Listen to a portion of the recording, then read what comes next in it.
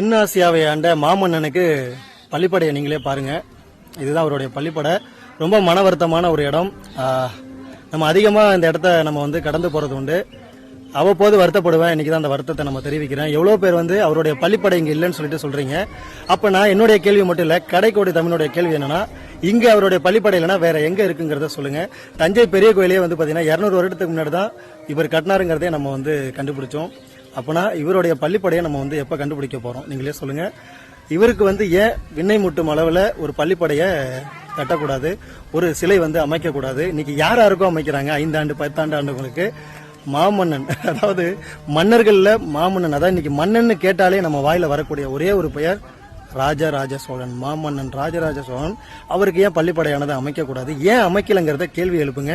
நான் சொன்னதுல எதுவும் தவறு இருந்ததுன்னா நீங்க ரெட் கலர் ஹார்ட் போடுங்க, சொன்னது கரெக்டுனா கிரீன் கலர் ஹார்ட் போடுங்க. முடிஞ்ச அந்த வீடியோவை ஷேர் பண்ணுங்க.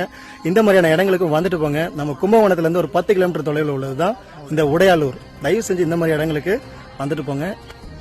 நன்றி.